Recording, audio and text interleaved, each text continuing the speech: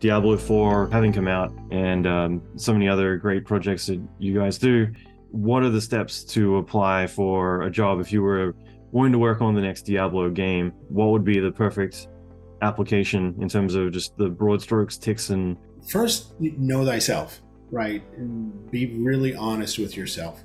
Go to someone who doesn't have an emotional attachment to you and have them look at your work. Right, an old college professor, someone, whose opinion you trust. And get an understanding of what you're good at and what you're bad at.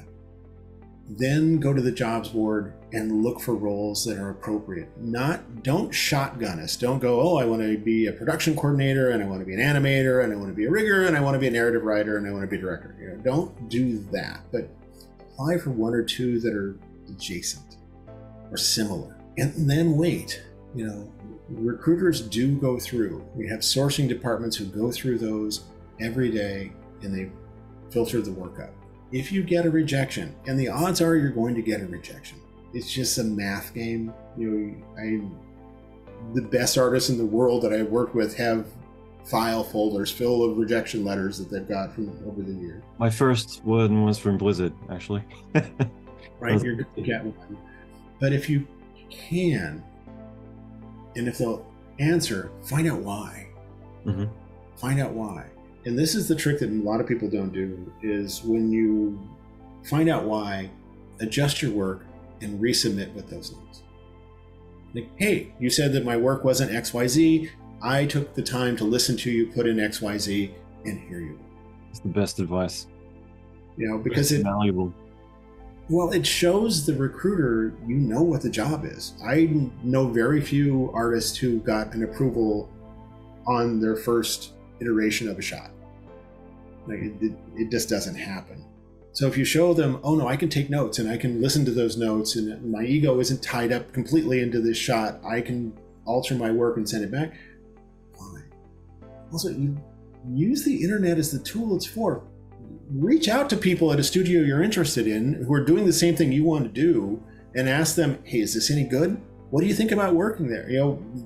This box we have sitting on every one of our desks at home is a tool, and use it to your advantage. Start building these relationships early. Reach out to recruiters, reach out to artists, reach out to people who went to the same school. If you went to Cal Arts and all your buddies got jobs at XYZ Studios, reach out to them and say, I'm at Cal Arts now. What's it like there? That's probably the way in. Yes, you can get a job just by cold applying, but increase your odds by making yourself more than just a candidate, making yourself into a human being, make yourself into a person. We can reject profiles really quick. It's really hard to reject somebody you've had a conversation with and you know their spirit and you know that they're a good person. Those we can hang on to a little bit longer. I understand that everybody wants to be a character designer. I want to be a character designer. That's the hot job right now. When I talk to students, I want to be a character designer. It's like, well, okay, great. I'm sure many attorneys graduate from law school and go, I want to be a Supreme Court justice. But maybe clerk first. Maybe try and do something that's a little bit more reasonable to get in, and then build your skill sets. A lot of times when a recruiter says no, it's because we're actually looking out for the candidate because we don't want them to fail. We don't want to put you into a role where you're in over your head and you're going to ruin your reputation by just being poor at the job. Listen to the recruiters when they're talking to you. Our job is to hire you and launch your career, not just hire you and have somebody else fire you in 6 months.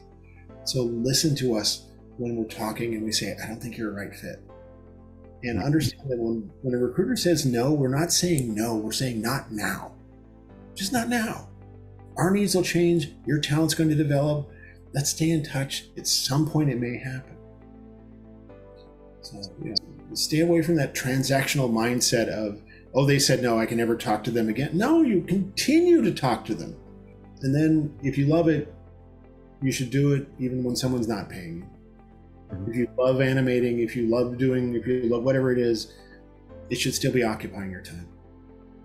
And if it's not, like, I want to be an animator. Well, are you animating? Well, I haven't animated since I got out of school. Like, well, you're not an animator anymore. You're a former animation student. You should still be able to talk about the craft. You should still be engaged in it. I understand life gets in the way. It does. You still have to find time. Love that. Elevate yourself above candidate to human being in any means possible.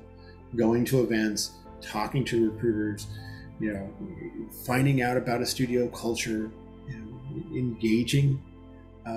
Lots of people love a studio's product, but then they get into the studio and find that the environment that it's created in is not exactly to their liking.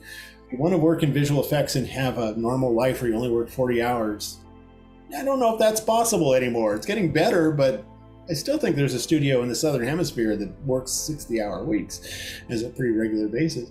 So just be smart about it. Just be smart about it.